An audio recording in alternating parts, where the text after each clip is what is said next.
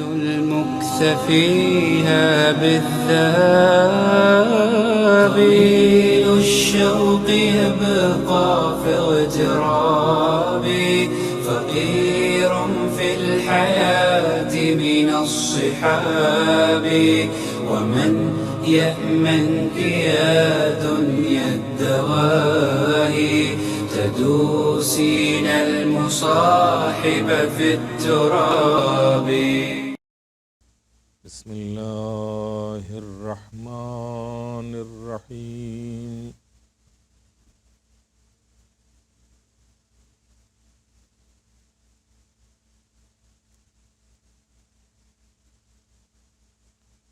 الحمد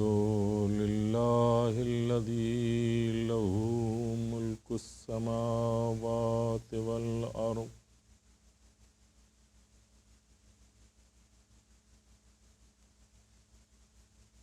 الذي خلق الموت والحياة ليبلوكم أيكم أحسن عملا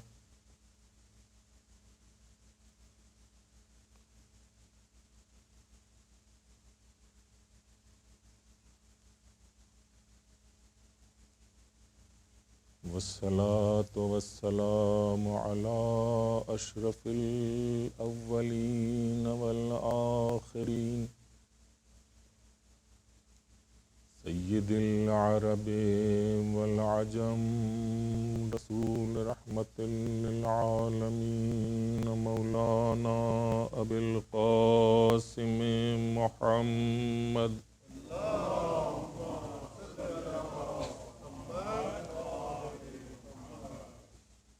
صلى الله عليه وعلى أهل بيته الطيبين الطاهرين المعصومين لا سيما على بقية الله في الأرضين الذي يملأ الله به الأرض قسطا وعدلا بعدما ملئت ظلما وجورا ولعنة الله على أعدائهم وقتلتهم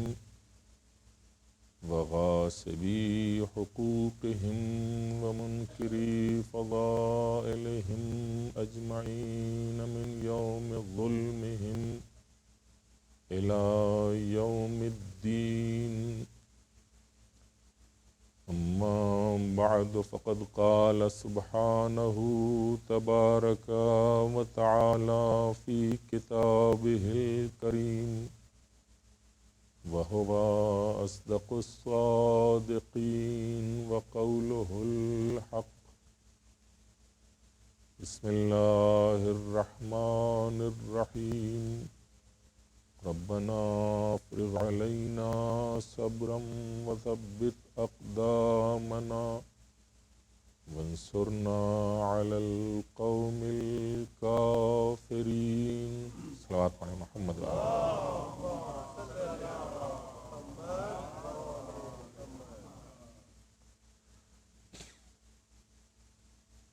عزیزان محترم،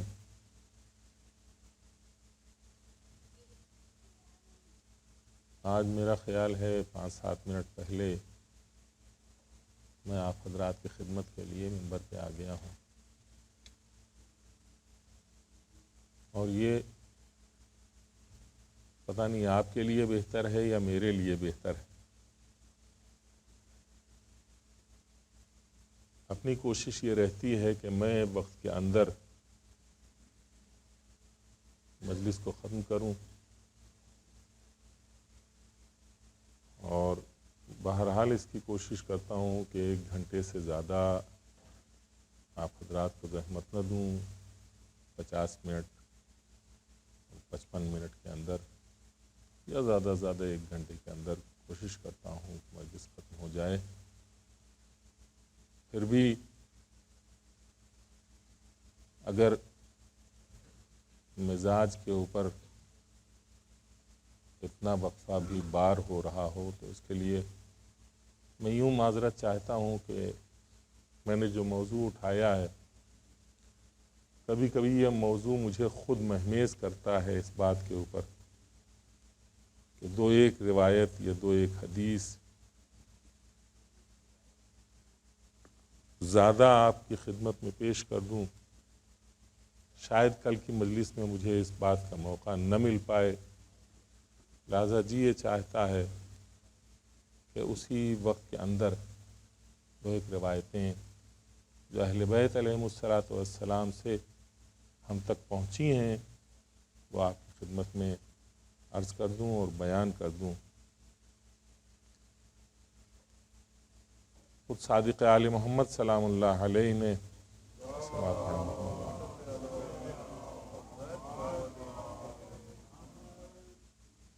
تشویق دلائی ہے اس کی اور دلچسپی پیدا کرائی ہے، اور یہ فرمایا ہے کہ لوگوں سے ہماری حدیثیں بیان کرو۔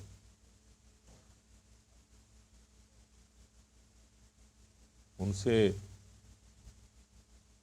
ادھر ادھر کی باتیں کرنے کے بجائے ہماری حدیثیں لوگوں کے سامنے بیان کرو، یہ حدیثیں انہیں حقیقت سے نزدیک کر دیں گی، حقائق سے نزدیک کر دیں گے۔ تو شوق دلایا ہے اہل بیت علیہم الصلاۃ والسلام نے کہ احادیث اہل بیت بیان کی جائیں۔ چنانچہ میں نے اپنے اس موضوع کے تحت اب تک مختلف حدیثیں آپ کی خدمت میں مختلف سٹیجز کی بیان کی ہیں۔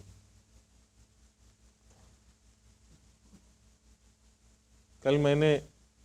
اشارہ کیا تھا کہ ہمارے اور آپ کے امام زمانہ عجل اللہ تعالی فرجہ الشریف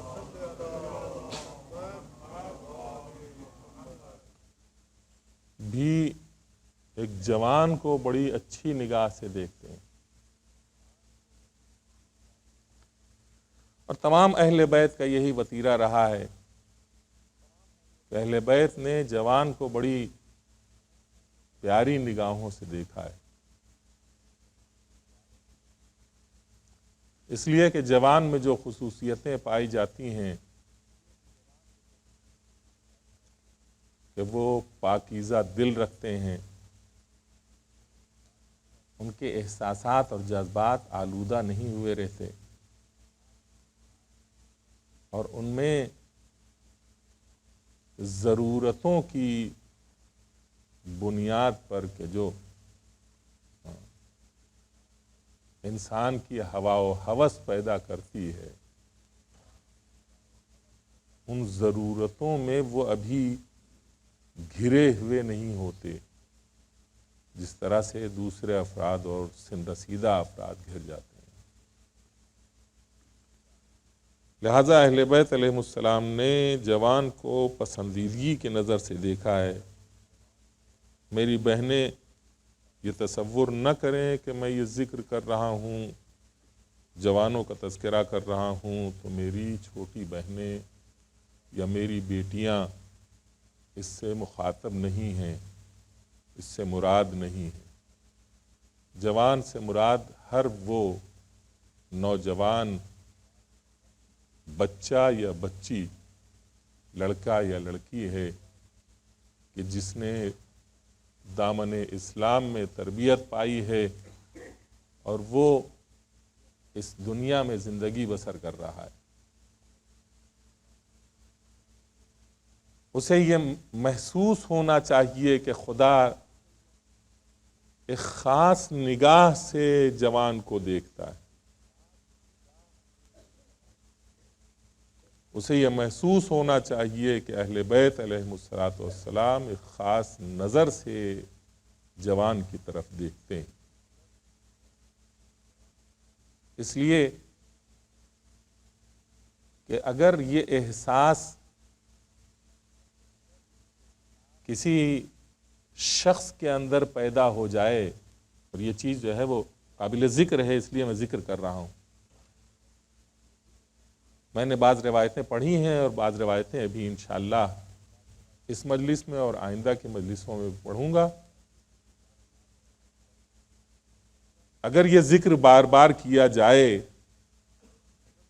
تو کم از کم جوان کو یہ احساس تو ہو جائے کہ کوئی ہے کہ جو ہمارے بارے میں اس قدر زیادہ سوچتا ہے. یہ وہ بنیادی نقطہ ہے جسے میں چاہتا ہوں کہ آج کے مجلس میں اسے ہائی لائٹ کروں اور اسے انلارج کروں آپ کے سامنے. جوان کو یہ احساس پیدا ہو جانا کہ کوئی ایسی عظیم المثال ذات کہ جس نے ساری کائنات کو خلق کیا ہے وہ میری کیئر کرتی ہے،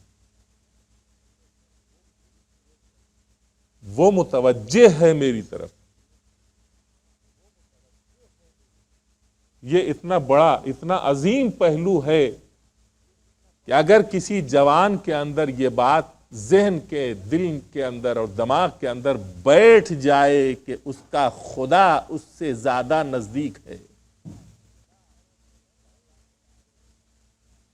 اور اہل بیت علیہم الصلاۃ والسلام اس کے اوپر خاص نگاہ رکھتے ہیں،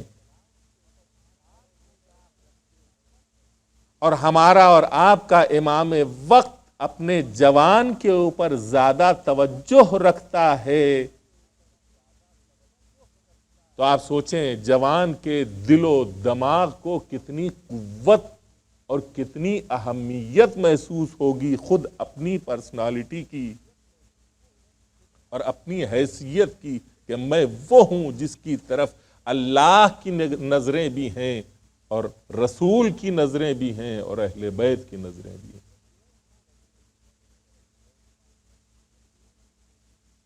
میں نے کیوں یہ بات کہی؟ اس لیے کہ ہمارا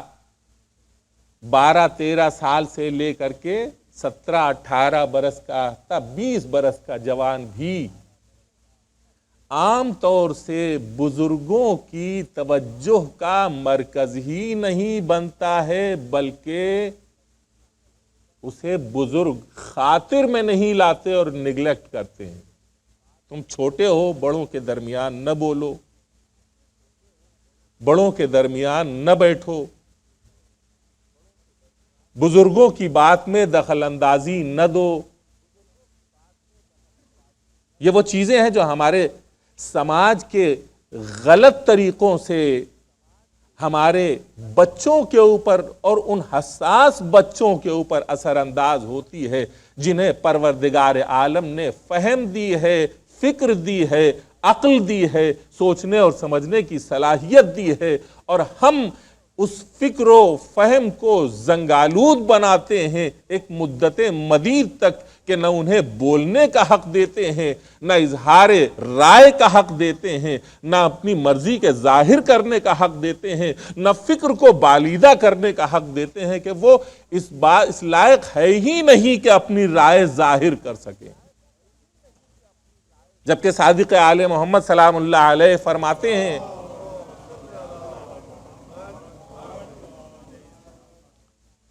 کہ ایک بچے کی ابتدائی عمر کے 7 سال ایسے ہوتے ہیں کہ وہ ایک بادشاہ کی طرح زندگی بسر کرتا ہے. لوگ اس کے امر و نہی کی اطاعت کرتے ہیں، لوگ اس کا حکم مانتے ہیں، جو بھی وہ کہتا ہے اسے پورا کرنے کی کوشش کرتے ہیں. ابتدائی 7 سال بڑی سنی ہوئی حدیث ہے. اور اس کے بعد کے 7 سال سے لے کر کے 14 سال کے سن میں وہ ایک سرونٹ کی حیثیت رکھتا ہے کہ جو اسے حکم دیا جائے بے چون و چرا وہ بجا لائے. اور 14 سال سے لے کر کے بقیہ 7 سال کا عرصہ وہ ہوتا ہے کہ جس میں وہ انسان ایک وزیر کی حیثیت رکھتا ہے، ایک مشیر کی حیثیت رکھتا ہے، ایک سیکریٹری کی حیثیت رکھتا ہے کہ اس سے جو سوال کیا جائے گا یا اس سے جو مشورہ طلب کیا جائے گا وہ بہترین مشورہ دے گا. یعنی ایک 14 سال کے بچے میں علیہ السلام، چھٹے امام کی نگاہ میں ایک 14 سال کے بچے میں اتنی کیپیسٹی ہے اور اتنی صلاحیت پائی جاتی ہے کہ اس سے مشورہ طلب کیا جانا چاہیے، اور وہ اپنے خالص فکر اور اپنے سادہ ذہن کی بنیاد کے اوپر اپنے عقل سے سوچ کے سمجھ کے جو نتیجہ اخذ کرے گا اس کے اوپر کسی طرح کا کوئی پردہ نہیں ہوگا، اور وہ کسی طرح کا جھکاؤ اس کے اندر نہیں پایا جائے گا۔ اس کا فیصلہ خالص ہوگا، 2 اور 2 4 کہے گا، 5 نہیں کہے گا۔ اور اگر والدین نے اپنے اس بچے کو جو 14 سال کا 13-14 سال کا ہے، اپنے اس بچے کو وہ اہمیت دینا شروع کی، تو یہ اہمیت 2 کیفیتیں پیدا کرتی ہے۔ ایک کیفیت تو وہ ہوتی ہے کہ جس میں اس بچے کو یہ احساس ہو جاتا ہے کہ بزرگوں کی نظر میں بھی ہماری ایک شخصیت ہے کہ جس کی بنیاد کے اوپر وہ ہم سے کچھ مشورہ طلب کرتے ہیں، لہٰذا ہمیں اپنی شخصیت کا خود پاس کرنا چاہیے۔ اور دوسری کیفیت یہ ہے کہ جب والدین یا بزرگ اسے سوچنے کے لیے مجبور کرتے ہیں تو اس کی عقل کو اور اس کی فکر کو جولانی کا موقع ملتا ہے، اور وہ غور و فکر کی صلاحیت پیدا کرتا ہے۔ گویا ایک نئی بنی ہوئی مشین کو بٹن دبانے کی ضرورت ہے، حرکت دینے کی ضرورت ہے تاکہ وہ حرکت میں آئے اور چلنا شروع کر دے۔ جب وہ چلنے لگتی ہے تو اس سے نتائج برآمد ہونے لگتے ہیں اور رزلٹ پیدا ہونے لگتے ہیں۔ یہ رزلٹ کیسے پیدا ہو؟ یہ والدین یا بزرگ ان کی یہ کوشش ہونی چاہیے کہ اس نئی مشین کو کہ جو بن کے مکمل تیار ہو گئی ہے اس سے مشورہ طلب کریں۔ جب اس سے مشورہ طلب کریں گے تو ایک مرتبہ اسے اپنی شخصیت کا احساس ہوگا، دوسرے اسے سوچنے اور سمجھنے کی صلاحیت اس میں پیدا ہونے لگے گی، اور وہ چیزوں کو غور کرنے کے بعد جذب کرے گا۔ غور کرنے کے بعد، فکر کرنے کے بعد، یہ نہیں کہ آنکھیں بند کر کے چیزوں کو حاصل کرے،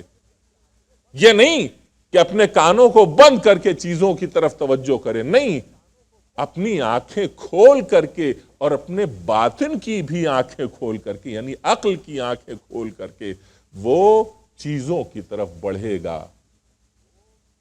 اور وہ جو ذہنوں میں اٹھنے والے اس کے سوالات ہیں، ایسا کیوں ہے، یہ کیسے ہے، یہ کیوں کر ہے، یہ کہاں ہے، یہ ساری چیزیں جو ہیں اس کا ذہن آمادہ ہوگا سوچنے کے لیے، اور جب ذہن آمادہ ہوگا سوچنے کے لیے تو وہ اپنے اس ذہن کے ذریعے جب ابتدا سے اس میں سوچنے اور سمجھنے کی صلاحیت پیدا ہو جائے گی تو اس کی یہ ابتدا اسے 16, 17, 18, 20 برس تک پہنچتے پہنچتے فکری اور ذہنی اعتبار سے ایک مکمل انسان بنا دے گی، ایسا انسان کہ جس کے اوپر زندگی کا بوجھ ڈالا جا سکتا ہے۔ اور اگر والدین نے اس کی طرف توجہ نہیں کی تو زندگی کی گاڑی تو یوں ہی چلتی رہتی ہے۔ لڑکا یوں ہی 18 سال کا ہو سکتا ہے، یوں ہی 20 سال کا ہو سکتا ہے۔ آپ اگر اس کے اندر اس کی شخصیت سازی نہ کریں، آپ اگر اس کے ذہن کو جولانی نہ عطا کریں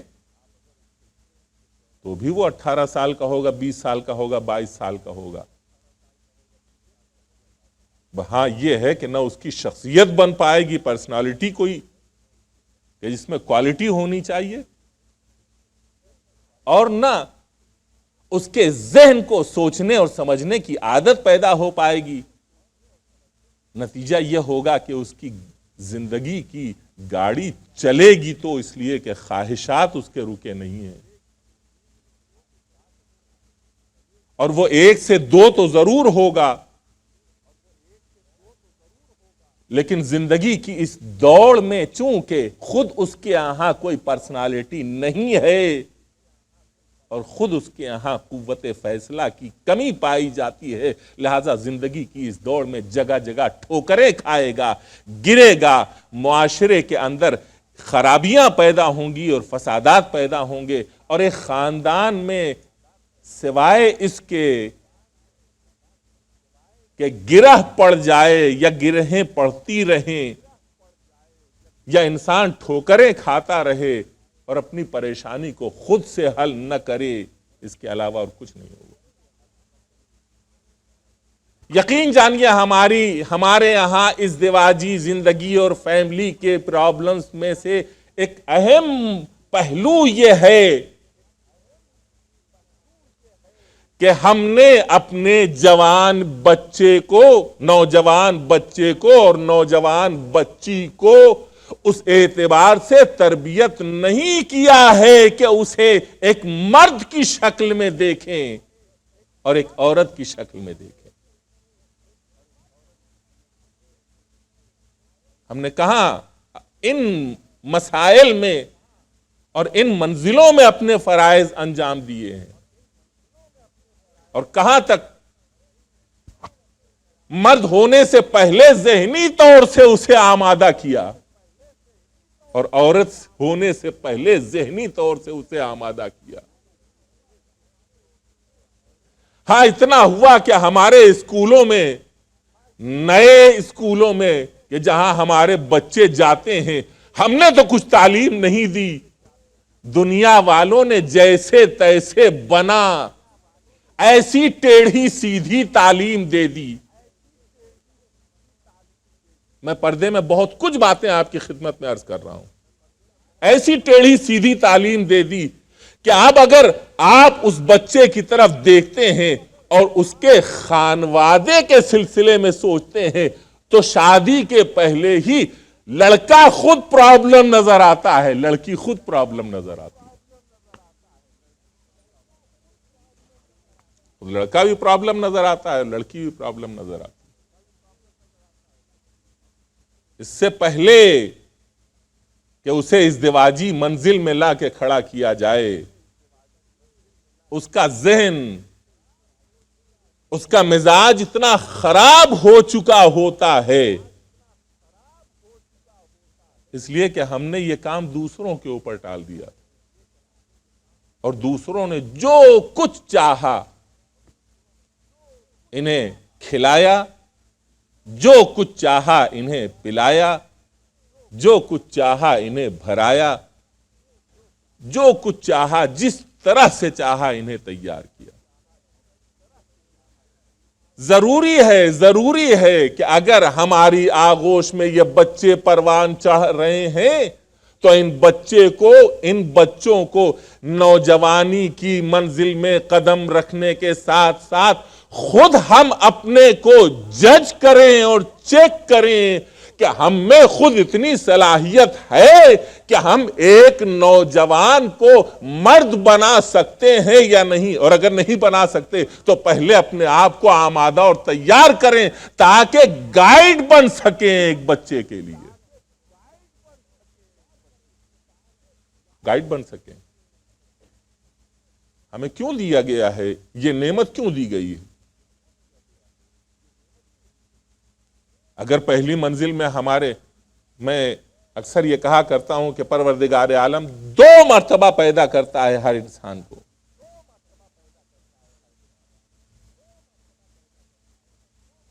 میں نے غالباً آپ کے سامنے عرض نہیں کیا، 2 مرتبہ پیدا کرتا ہے ہر انسان کو۔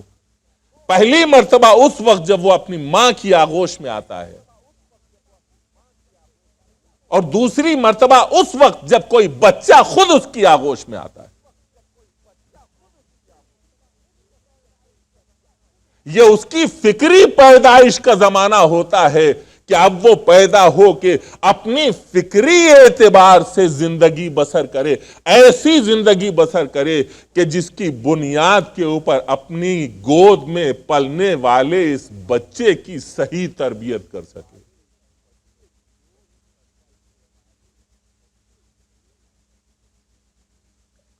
ایک حدیث آپ کی خدمت میں عرض کرنا چاہتا ہوں جو ہماری اس گفتگو کی مؤید بھی ہے۔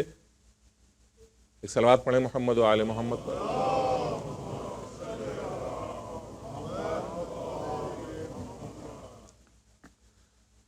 صادق آل محمد فرماتے ہیں کہ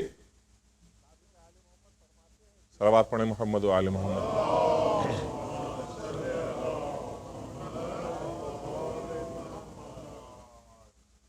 بہرحال میں اس وقت ترجمہ آپ کی خدمت میں پیش کرتا ہوں، اس لیے کہ احتیاط کا تقاضا یہ ہے کہ اگر لفظیں کچھ ذہن میں گڑبڑ ہو رہی ہوں تو نہ بیان کی جائیں۔ فرماتے ہیں کہ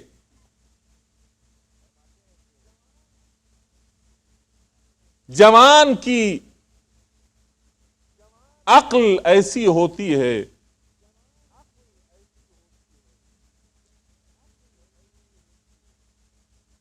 کہ جیسے تازہ جتی ہوئی زمین، آمادہ کی ہوئی زمین کے جس کے اندر دانے ڈالے جا رہے ہیں۔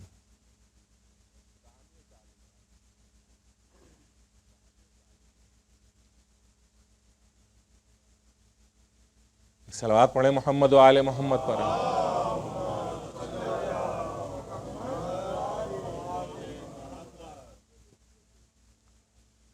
اب آپ یہ دیکھیے کہ اس زمین میں آپ کیا چیز ڈالنا چاہتے ہیں، اس کے اوپر توجہ رہے کہ دانا کیسا ڈالا جا رہا ہے۔ یہ ذہن میں رہے کہ اس زمین پہ جو کچھ دانا آپ ڈالیے گا وہ سب جذب ہو جائے گا، اور ظاہر ہے کہ اس کے نتائج برآمد ہوں گے۔ اگر بہترین دانا ڈالیے گا تو فصل بہترین ہوگی، اور اگر دانا خراب ڈالیے گا تو آپ کو اس کے اچھے نتائج کی توقع نہیں ہونی چاہیے۔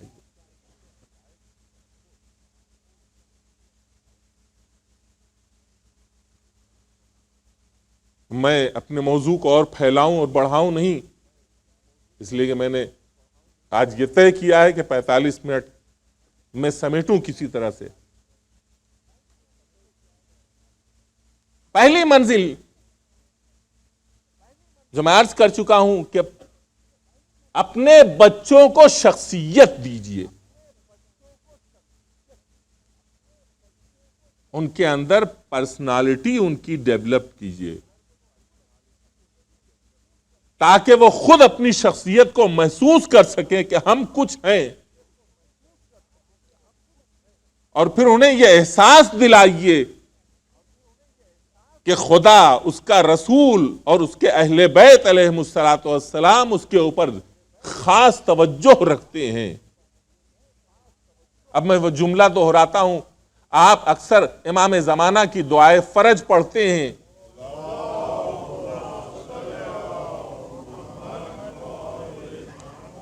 جہاں آپ نے یہ کہا وعلی الفقراء وعلی الاغنیاء وہاں یہ کہا وعلی مشائخنا، اسی کے بعد یہ جملہ ہے وعلی الشباب بالانابۃ والتوبہ، اور اے میرے معبود، ہمارے جوانوں کو اپنی بارگاہ میں توجہ کرنے اور توبہ کرنے کی توفیق کرامت کر۔ اے میرے معبود، ہمارے جوانوں کو خود اپنی بارگاہ میں توبہ کرنے کی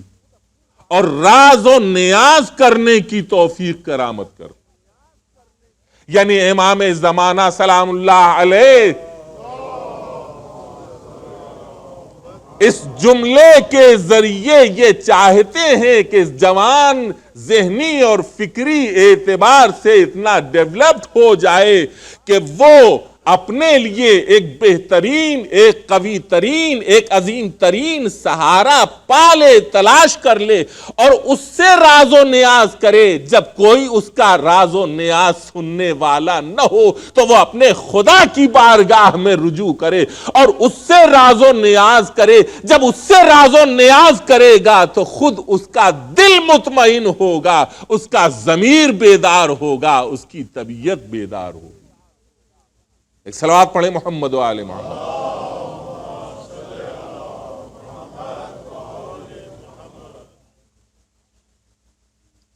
تاریخ قرآن میں اس کی مثالیں ملتی ہیں کہ بچوں سے مشورہ طلب کرنا لازمی اور ضروری امر ہے۔ آپ ان سے مشورے طلب کیجئے، نئی فکریں ہیں،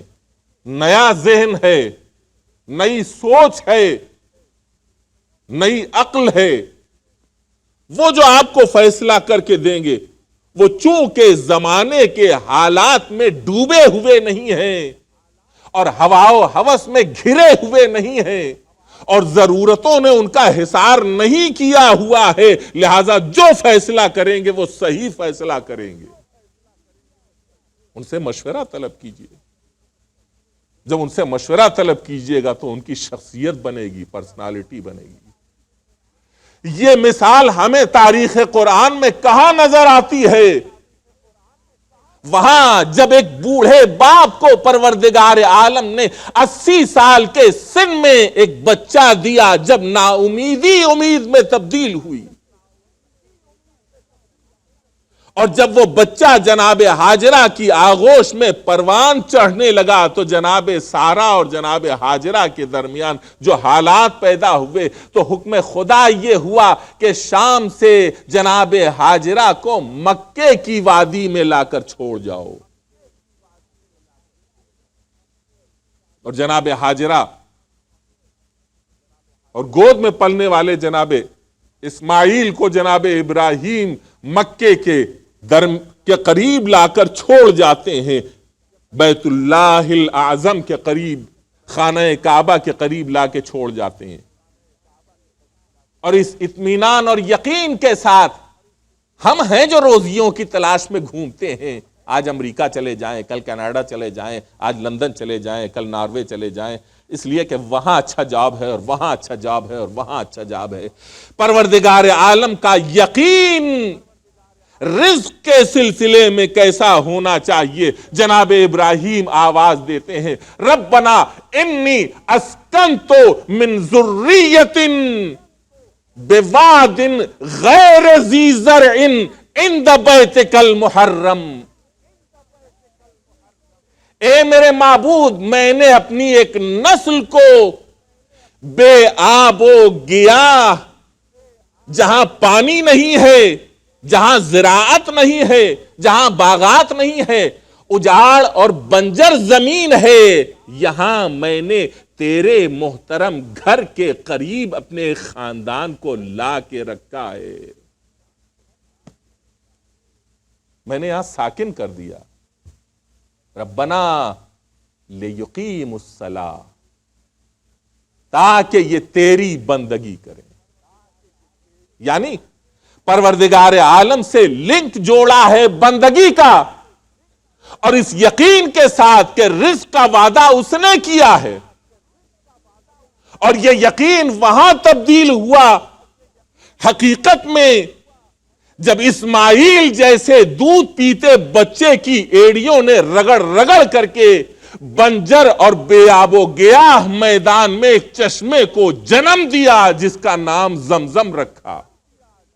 اور وہ زمزم تھا کہ جس نے مکے کی وادی اور اطراف مکہ کو رونق بخشی، آبادی بخشی، زراعت بخشی، میوے بخشے، حیات بخشی، رزق بخشا، اور ساری کائنات آج اس سے سیراب ہو رہی ہے۔ یہ یقین ابراہیم تھا، اگر یہ یقین نہ ہوتا تو ابراہیم یہاں لا کے نہ چھوڑ جاتے، اور یہ یقین ہی تھا کہ جس نے پروردگار عالم کے رزق کو ساری کائنات کے لیے عام کر دیا۔ ایک معمولی سا چشمہ ہے، آج کروڑوں انسان اس چشمے سے سیراب ہوتے ہیں، لاکھوں انسان وہاں سے کتنے کین لے کر کے آتے ہیں۔ مجھے یہ پوچھنے کی جرأت تو ہو سکتی ہے ہر حاجی سے، بھائی وہاں سے لے کر کے آ رہے ہو، کم پڑ جائے گا، گھٹ جائے گا، ایک ہی چشمہ تو ہے۔ عجب نہیں کہ حاجی جو حج کر کے یقین کی منزل سے کسی قدر قریب ہو گیا ہے، وہ یہ کہہ دے اگر ہمارا پیدا کیا ہوتا تو ہو سکتا ہے کم ہو جاتا یا گھٹ جاتا یا سوکھ جاتا، اسے تو خدا نے پیدا کیا ہے، اس میں کوئی کمی آنے والی نہیں۔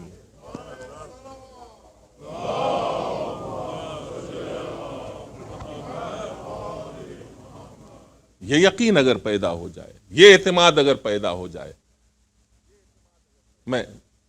بیان کو زیادہ وسعت نہ دوں، وہاں پہنچیے کہ جب یہی جوان اس منزل تک پہنچا ہے، فلما بلغ معه السعی، جب وہ اپنے باپ کے ساتھ دوڑنے پھرنے لگا۔ چلنے اور دوڑنے کی عمر کیا ہوتی ہے؟ 12 اور 13 سال کا سن۔ فلما بلغ معه السعی، کچھ ایکسپٹنس بھی ہوتے ہیں۔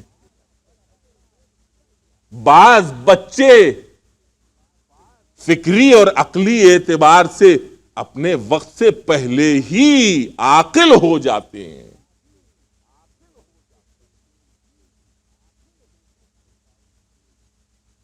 جناب داؤد سے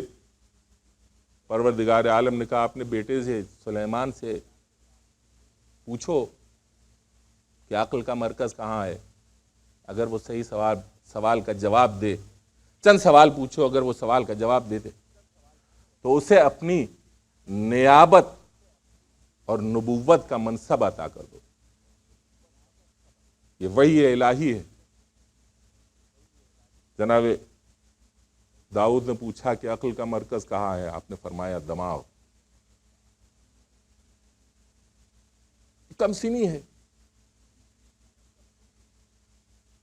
12-13 سال کا سن ہے، تو عقل کچھ ایکسپٹنس کے ساتھ بھی بعض بچوں میں بالیدہ ہو جاتی ہے۔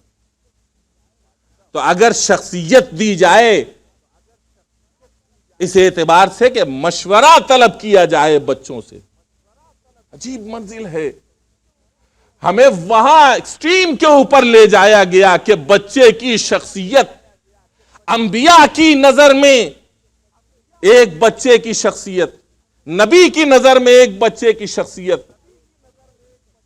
کتنی عظیم ہے، اگرچہ وہ بھی نبوت کی منزل کے اوپر فائز ہونے والا ہے لیکن ابھی نبی نہیں ہے۔ ایکسٹریم کے اوپر لے جا کر کے ہم سے کہا گیا تم زندگی کے معاملات میں اپنے بچوں سے مشورہ طلب کرو، لیکن ابراہیم سے یہ کہا گیا تم جب خواب دیکھو تو اپنے بچے سے یہ مشورہ طلب کرو، یا بنیا انی ارا فی المنام، میں نے خواب میں دیکھا ہے، انی اذبحک، کہ میں تمہیں ذبح کر رہا ہوں، فانظر ماذا تری، تو سوچ کر کے بتاؤ کہ تمہارا مشورہ اس سلسلے میں کیا ہے، سوچ کر بتاؤ تمہارا مشورہ اس سلسلے میں کیا ہے۔ ایک بچے سے اگر اس کی موت کے بارے میں، اسے قتل کرنے کے بارے میں مشورہ طلب کیا جائے تو یہ عقل سے کتنی بعید بات ہے، لیکن قرآنی تاریخ یہ بتاتی ہے کہ اگر بچے کو پرسنالٹی دینی ہے، کم از کم ہم یہاں تمہیں مثال کے طریقے سے یہ بتا رہے ہیں کہ بچے سے انتہائی منزل کے اوپر بھی آ کر کے مشورہ طلب کرنا چاہیے، اور وہ صحیح مشورہ دینے کی صلاحیت رکھتا ہے، کیپیسٹی رکھتا ہے، تو پھر تم اپنی زندگی کے معاملات میں مشورہ کیوں نہیں طلب کرتے تاکہ خود اس کی شخصیت بھی بناؤ اور اس کی عقل کو بھی بالیدگی عطا کرو، خود اس کی شخصیت بھی بناؤ اور اس کی عقل کو بھی بالیدگی عطا کرو۔ وہاں کیا مشورہ لیا جا رہا ہے؟ یا بنیا انی ارا فی المنام، 12-13 سال کے بچے سے، 13 سال کا یہ بچہ، انی ارا فی المنام، میں نے خواب میں دیکھا ہے، انی اذبحک، کہ تمہیں ذبح کر رہا ہوں، فنظر ماذا ترى، تو اب دیکھو، غور کر کے، فکر کر کے، سوچ کر کے اپنی رائے دو کہ تمہاری رائے اس سلسلے میں کیا ہے۔ اور بچے نے غور کرنے کے بعد جو جواب دیا وہ قرآن کی تاریخ میں سنہرے حرفوں میں لکھا جاتا ہے، اور وہ یہ ہے کہ بچے نے جواب دیا، یا ابت افعل ما تؤمر، اے میرے بابا، اے میرے پدر بزرگوار، جو حکم آپ کو دیا جا رہا ہے، جو حکم آپ کو دیا جا رہا ہے۔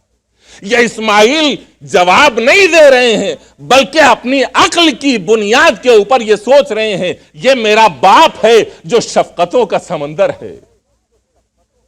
یہ میرا باپ ہے جو پہلی منزل میں شفقتوں کا سمندر ہے، یہ میرا باپ ہے جس کی پہلی نشانی اور آخری نشانی تقریباً میں ہوں، جو بڑھاپے کے اندر صاحب اولاد ہوا ہے، جو مجھ سے انتہائی محبت کرتا ہے، اور اس کے ساتھ ساتھ یہ نبی بھی ہے، یہ رسول بھی ہے، یہ اولو العزم بھی ہے، اور جب یہ ہادی اور رہبر ہے تو اس کا خواب کوئی ایسا ویسا خواب نہیں ہو سکتا۔ جب اپنی عقل سے ایک نوجوان بچہ یہ سوچ لیتا ہے کہ یہ نبی کا خواب ہے، تو یہ کہتا ہے یہ نبی کا خواب حکم الہی ہے، اور جب یہ سوچ لیتا ہے کہ حکم الہی ہے تو بے چونو چرا یہ کہتا ہے افعل ما تؤمر، جو آپ کو حکم دیا جا رہا ہے اسے بجا لائیے، جو حکم دیا جا رہا ہے اسے بجا لائیے، ستجدنی انشاء اللہ من الصابرین، آپ انشاءاللہ مجھے صبر کرنے والوں میں پائیں گے۔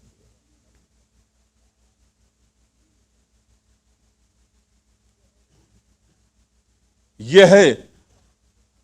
قرآن کا وہ سبق اور قرآن کا وہ درس جو ہم سے یہ کہتا ہے کہ ہم اپنے بچوں کو وہ پرسنالٹی دیں کہ جو ان کی طرف سے تقاضا ہوتا ہے بے زبانی کے ذریعے۔ انہیں خود بنائیں، انہیں بلڈ اپ کریں ان بنیادوں کے اوپر کہ انہیں یہ احساس ہو کہ ہم بھی ذمہ دار ہیں۔ فلما اسلما، اور ایک مرتبہ وہ منزل آئی کہ جب ماں سے یہ کہہ کے چلے کہ ہم دعوت میں جا رہے ہیں، بچے کو ساتھ میں لیا، رسی بھی لی، اور خنجر بھی لیا۔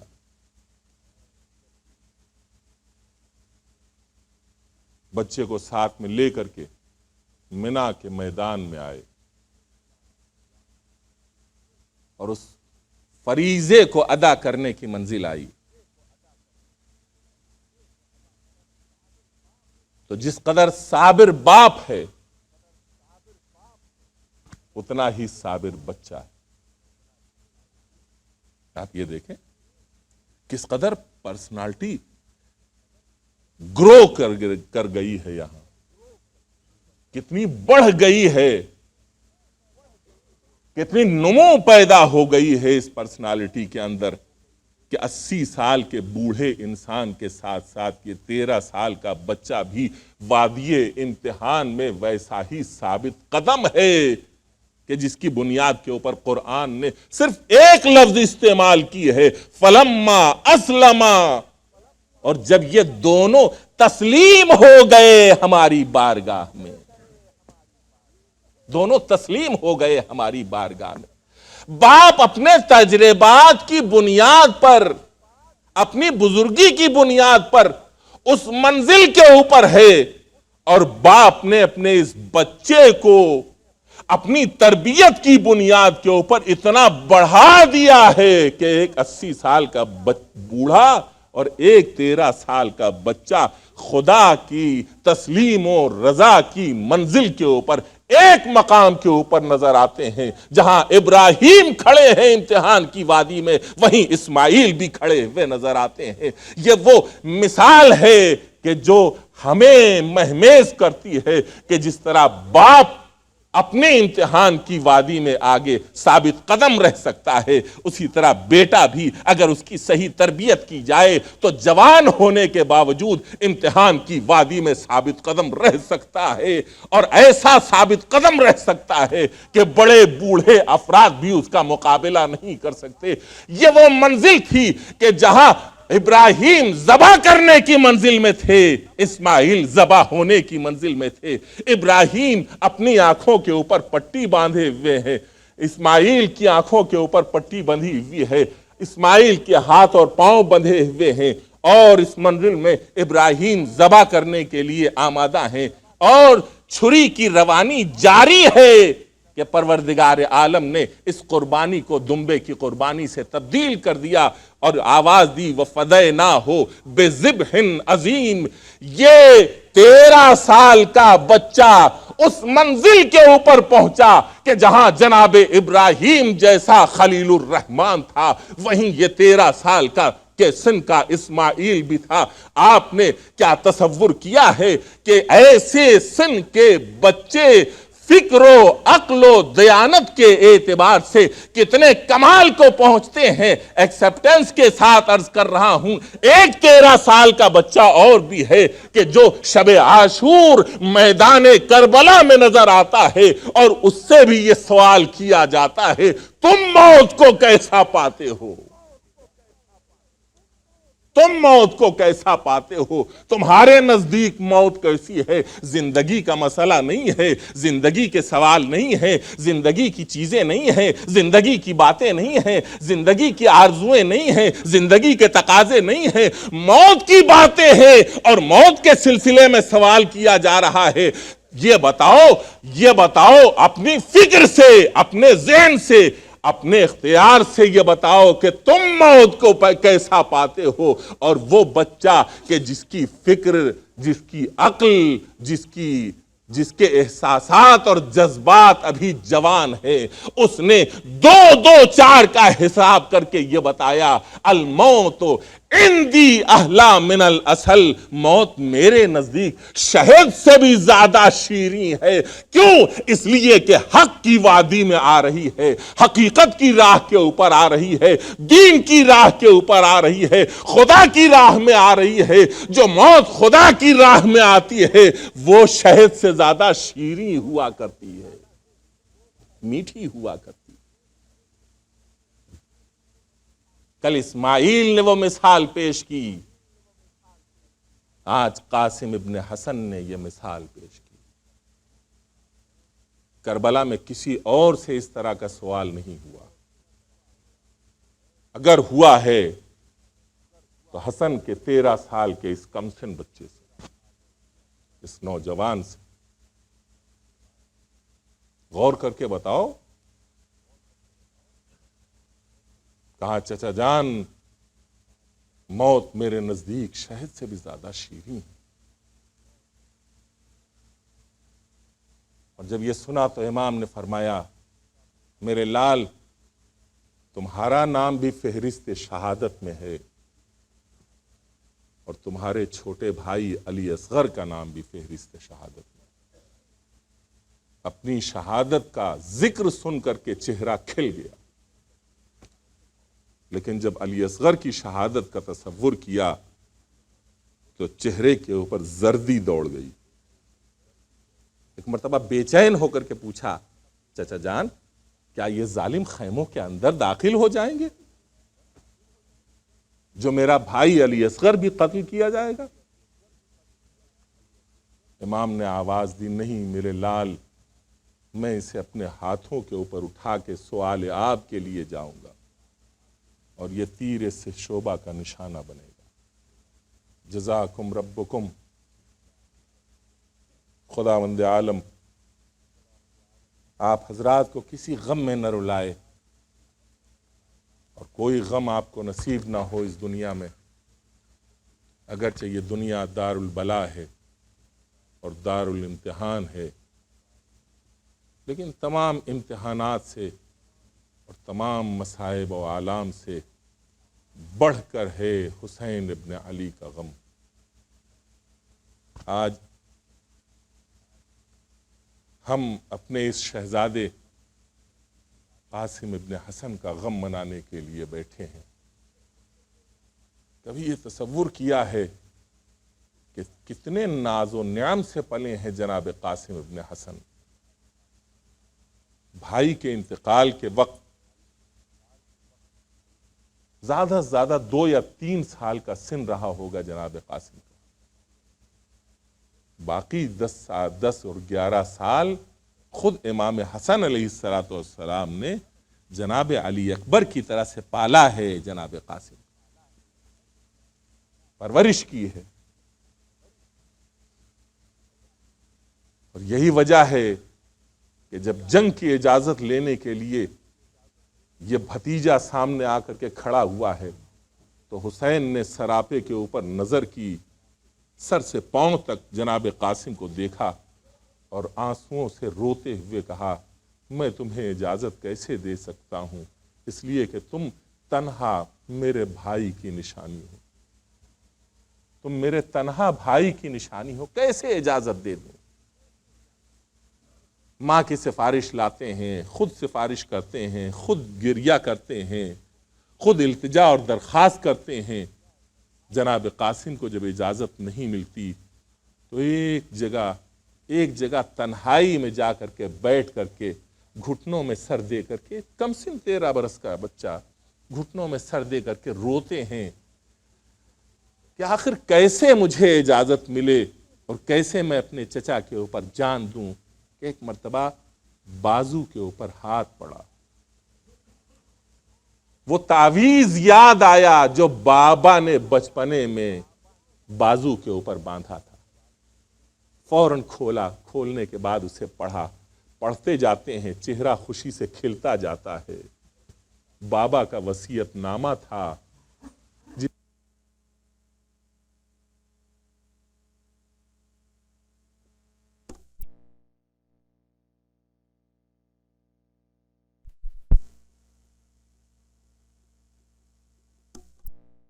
پڑھتے جاتے ہیں، گریہ کرتے جاتے ہیں، روتے جاتے ہیں، یہ میرے بابا کا وصیت۔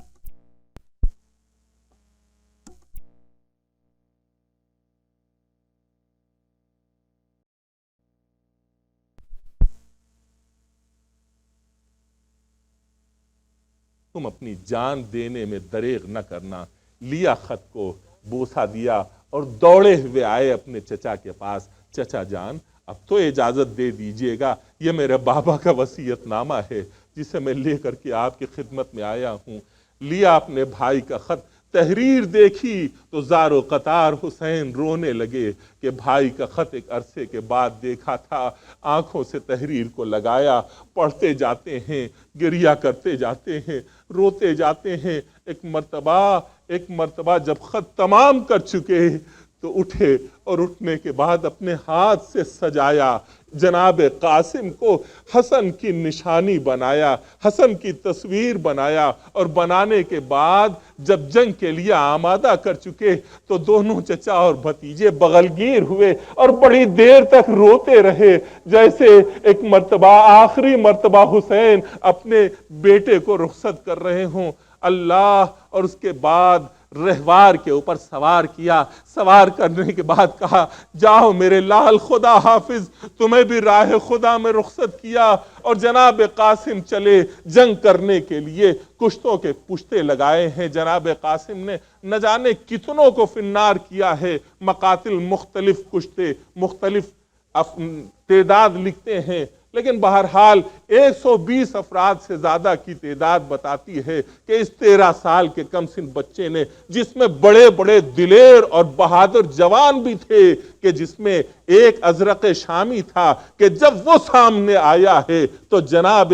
امام حسین علیہ السلام جناب قاسم اور ازرق شامی کی جنگ دیکھ رہے تھے، اس وقت آپ کے چہرے کا رنگ فق ہو گیا، اس وقت آپ کے چہرے کا رنگ فق ہو گیا۔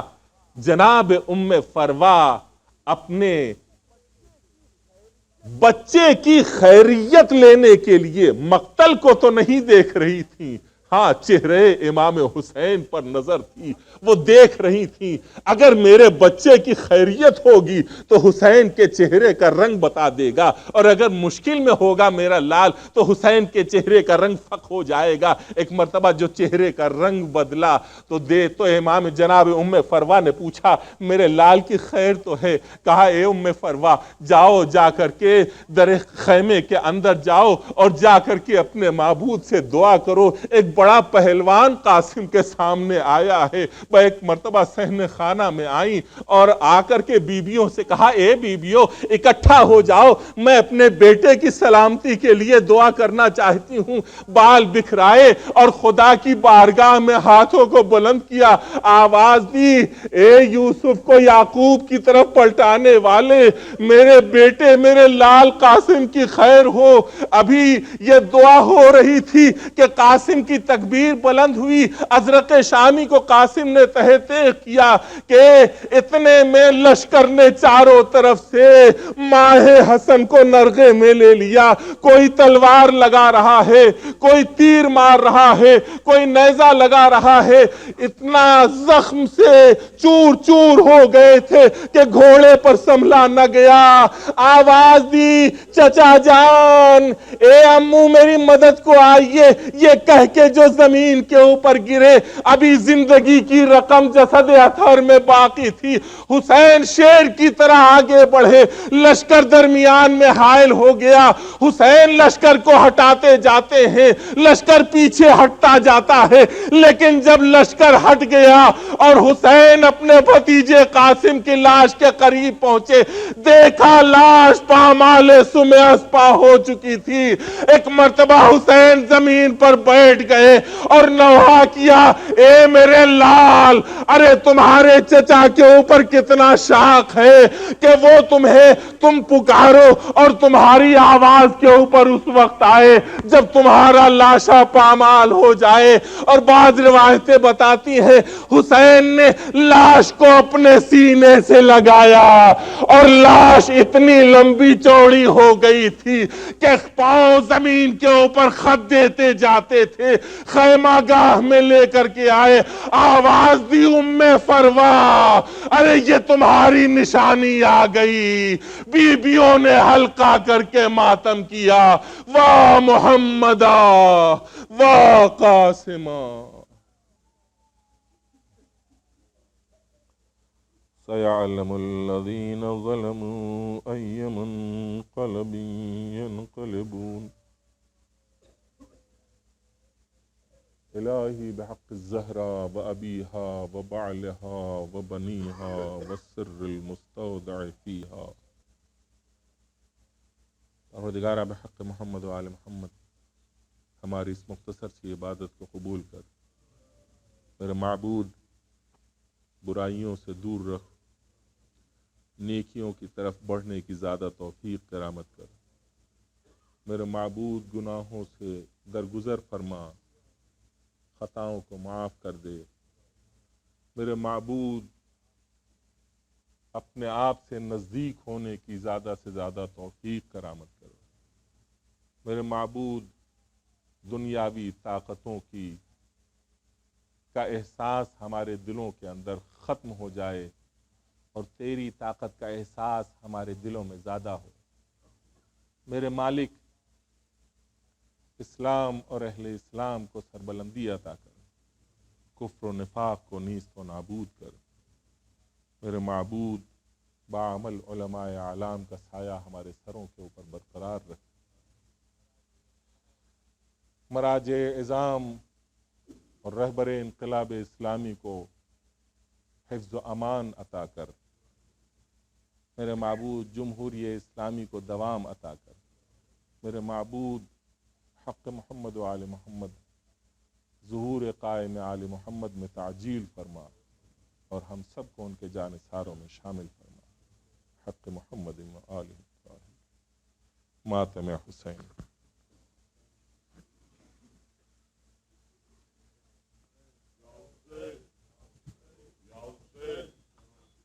یا حسین یا حسین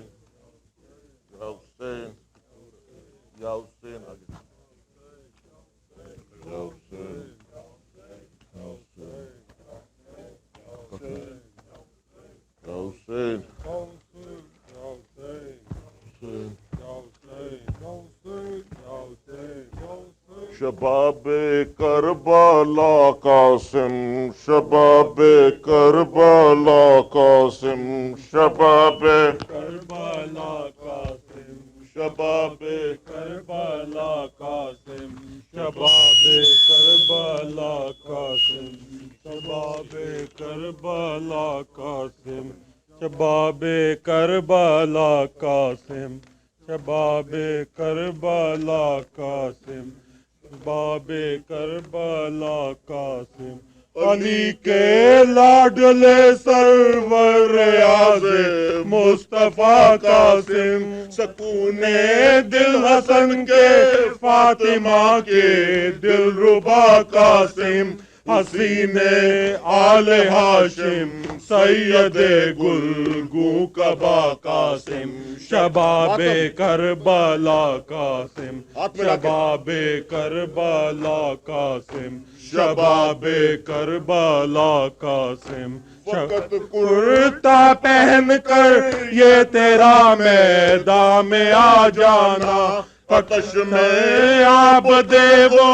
تیر سے تسکین پا جانا یہ تیری ہمت یہ حوصلہ یہ ولولہ قاسم شباب کربلا قاسم شباب کربلا قاسم شباب کربلا قاسم یہ کیسا دن تیری شادی کا کیسی رات ٹھہری تھی اور روح سے مرگ سے کر مرنے والی بات ٹھہری تھی سجی ہے کیا تیرے تن پر شہادت کی قبا قاسم شباب کربلا قاسم شباب کربلا قاسم شباب کربلا قاسم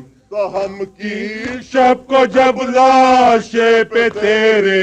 چاندنی پھیلی اسیران بلا میں اور بھی افسردگی پھیلی خبر ہے کس کا دل تڑپ کے رہ گیا قاسم شباب کربلا قاسم شباب کربلا قاسم شباب کربلا قاسم یہ کیسا زخم ہے دنیا تجھے دلہا سمجھتی ہے یہ کیسی خون کیارے ہیں جنہیں صحرا سمجھتی ہے تیرا عہد جوانی یا تیرا عہد وفا قاسم شباب کربلا قاسم شباب کربلا قاسم شباب کربلا قاسم نگاہوں میں تیری وہ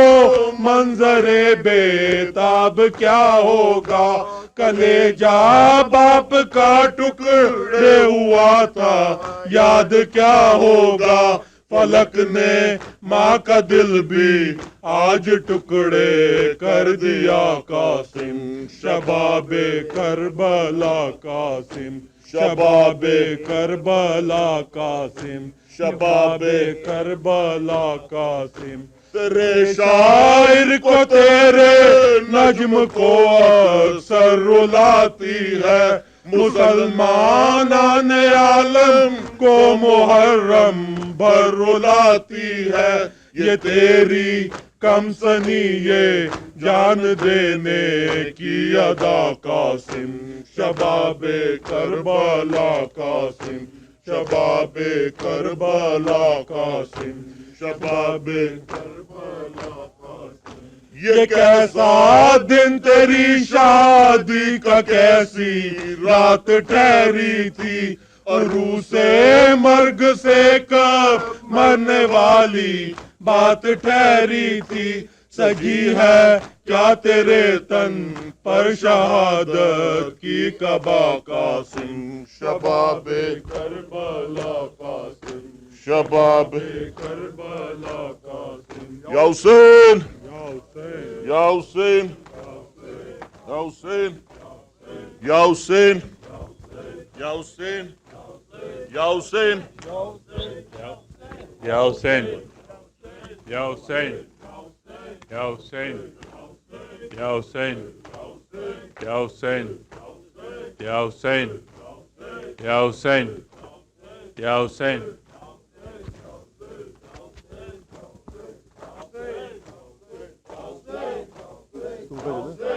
तुम कहाँ जा रहे हो? यहीं ये पढ़ने बातों हो जाएगा इसका। या हुसैन Ya Hussein. या हुसैन Ya Hussein. या हुसैन करबला करबला वाले वाले हमें दर से रजा देते हैं, करबला वाले हमें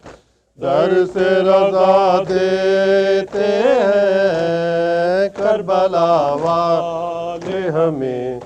दर से रजा देते हैं, करबला वाले हमें दर से रजा देते हैं, करबला वाले हमें दर से रजा देते हैं, तीर पर तीर बिखा कर ये दुआ देते हैं, तीर पर तीर बिखा कर ये दुआ देते हैं, करबला वाले हमें दर से रजा देते हैं, करबला वाले हमें दर से रजा देते हैं। अब न मांगेंगे कभी पानी चचा लौटाओ, अब न मांगेंगे कभी पानी चचा लौटाओ, अब न मांगेंगे कभी पानी चचा लौटाओ, खुश्क होठों से ये मासूम सदा देते हैं, खुश्क होठों से ये मासूम सदा देते हैं, करबला वाले हमें दर से रजा देते हैं, करबला वाले हमें दर से रजा देते हैं। हुर्मुला देख ली बे शीर की हिम्मत तूने, हुर्मुला देख ली बे शीर की हिम्मत तूने, हुर्मुला देख ली बे शीर की हिम्मत तूने, खुद पकड़ ये गला अपना बढ़ा देते हैं, खुद पकड़ ये गला अपना बढ़ा देते हैं, करबला वाले हमें दर से रजा देते हैं, करबला वाले हमें दर से रजा गर हो हिम्मत तो कोई रोक ले आकर हमको, गर हो हिम्मत तो कोई रोक ले आकर हमको, गर हो हिम्मत तो कोई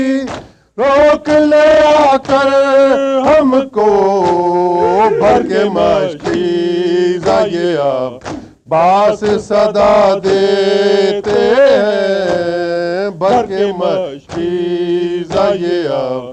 बास सदा देते हैं, करबला वाले हमें दर से रजा देते हैं, करबला वाले हमें दर से रजा देते। कैसे कुरान के हाफिज़ थे जो ये ना समझे, कैसे कुरान के हाफिज़ थे जो ये ना समझे, کیسے قرآن کے حافظ تھے جو یہ نہ سمجھے ذبح کرتے ہیں تو پانی بھی پلا دیتے ہیں ذبح کرتے ہیں تو پانی بھی پلا دیتے ہیں کربلا والے ہمیں در سے رضا دیتے ہیں کربلا والے ہمیں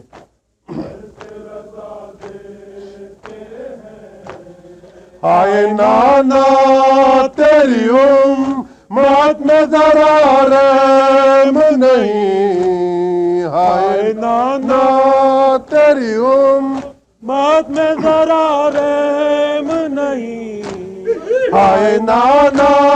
تیری امت میں ذرا رحم نہیں گھر پہ مہمان بلا کر یہ دغا دیتے ہیں گھر پہ مہمان بلا کر یہ دغا دیتے ہیں کربلا والے ہمیں در سے رضا دیتے ہیں کربلا والے ہمیں در سے رضا دیتے ہیں قید وہ قید کے سونے بھی نہ پائے عابد قید وہ قید کے سونے بھی نہ پائے عابد قید وہ قید کے سونے بھی نہ پائے عابد جب بھی سوتے ہیں تو زنجیر ہلا دیتے ہیں جب بھی سوتے ہیں تو زنجیر ہلا دیتے ہیں کربلا والے ہمیں در سے رضا دیتے ہیں کربلا والے ہمیں در سے رضا دیتے ہیں کربلا والے ہمیں در سے رضا دیتے ہیں کربلا والے ہمیں در سے رضا دیتے ہیں تیر پر تیر بکھا کر یہ دعا دیتے ہیں تیر پر تیر بکھا کر یہ دعا دیتے ہیں کربلا والے ہمیں در سے رضا دیتے ہیں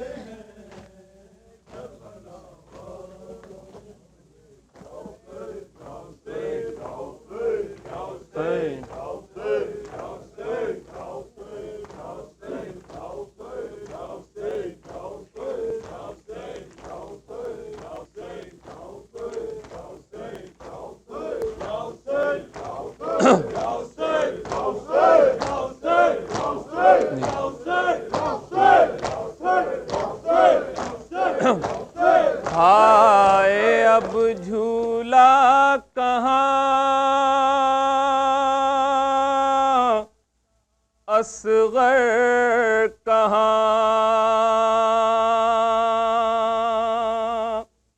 ہائے اب جھولا کہاں اصغر کہاں ارے قید ہو کے جا چکی ارے مادر کہاں ارے باپ کے پہلو میں اصغر سوئے ہیں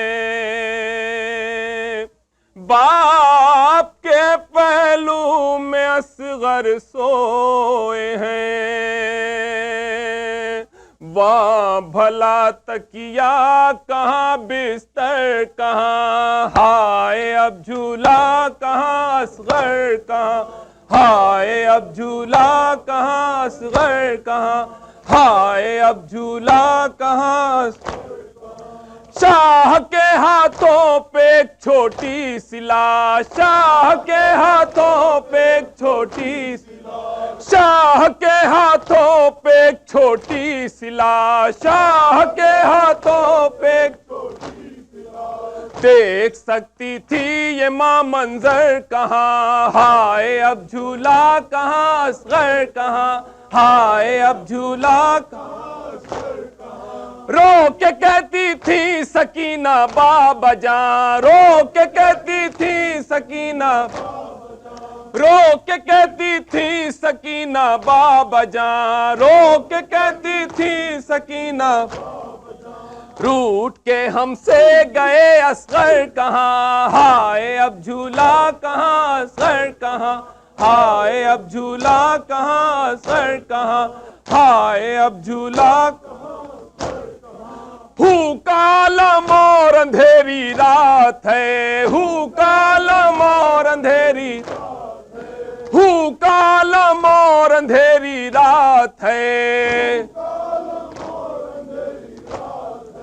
ڈھونڈنے جائے تمہیں مادر کہاں، ہائے اب جھولا کہاں اصغر کہاں، ہائے اب جھولا کل لیے تھی رات بھر ماں گود میں، کل لیے تھی رات بھر ماں گود میں، کل لیے تھی رات بھر ماں گود میں، کل لیے تھی رات، آج جا سوئے علی اصغر کہاں، ہائے اب جھولا کہاں، ہائے اب جھولا کہاں اصغر کہاں، ہائے اب جھولا تیر کھا کے خون گلنا لال کا، تیر کھا کے خون گلنا لال کا، تیر کھا کے خون گلنا لال کا، ماں کی نظروں میں یہ تھا منظر کہاں، ہائے اب جھولا کہاں اصغر کہاں، بولے سے جی بھر کے بانو دیکھ لو، بولے سے جی بھر کے بانو دیکھ لو، ہوں گے پھر آغوش میں اصغر کہاں، ہائے اب جھولا کہاں اصغر کہاں، ہائے اب، ہائے اب جھولا کہاں،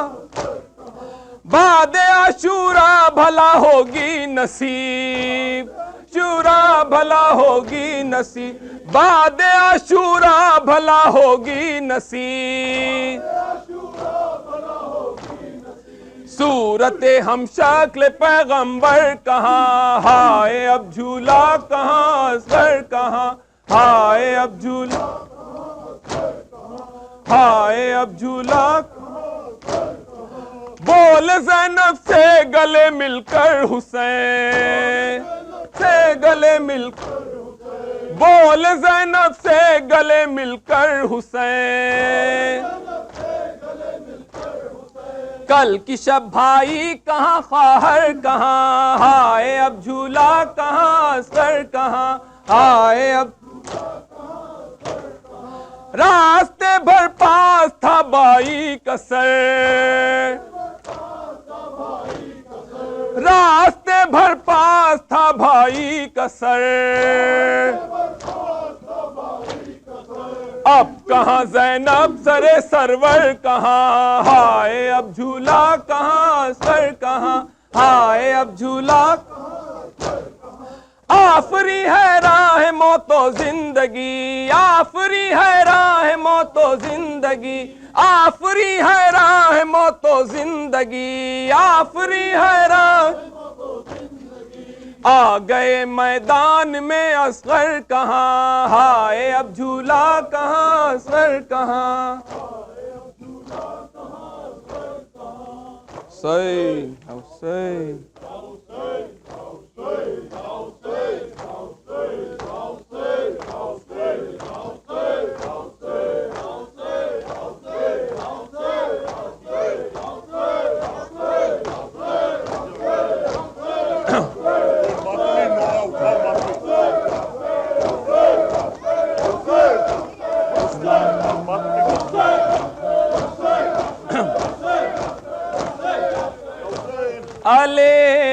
اکبر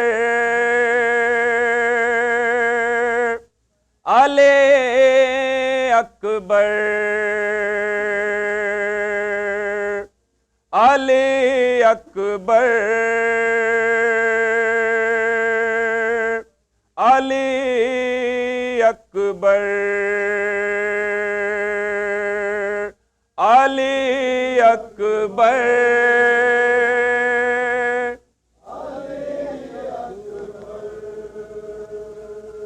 دیتی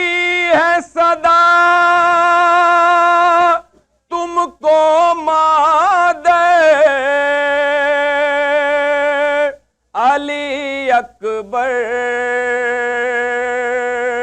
علی اکبر علی اکبر